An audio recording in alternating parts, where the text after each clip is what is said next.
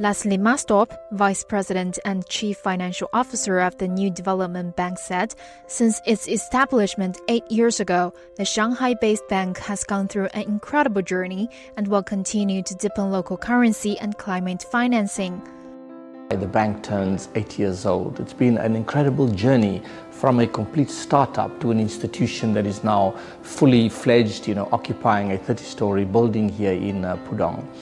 I'd say there are three main achievements that the bank have recorded over this period.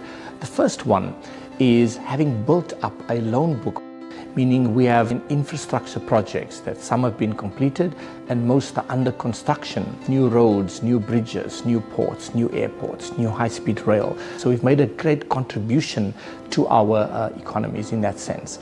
The second major achievement, I would say, is to deepen the green and sustainable credentials. Almost half of all of our projects are focused on the climate agenda, focused on climate mitigation and climate adaptation.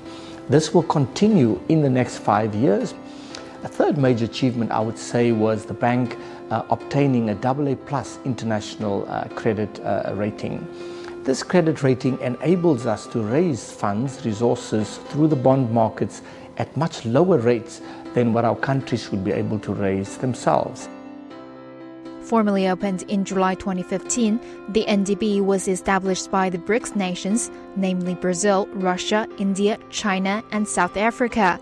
In 2021, the NDB initiated membership expansion and admitted Bangladesh, Egypt, United Arab Emirates, and Uruguay as its new member countries. Currently, local currency financing represents approximately 22% of the bank's portfolio, largely driven by renminbi-denominated loans. For the 2022 to 2026 period, the bank's goal is that 30% of its project financing volume will be denominated in the national currencies of its members.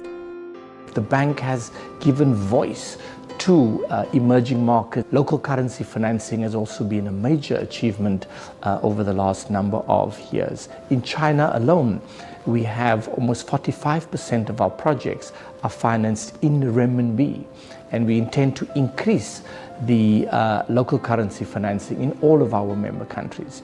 I would say the key priorities for the bank going forward would be to deepen our local currency financing. It's very important that we raise resources at the most in a most cost-effective manner, meaning we want to use our high credit rating to raise money at the lowest possible cost of funds. The second big priority for us going forward is on climate finance.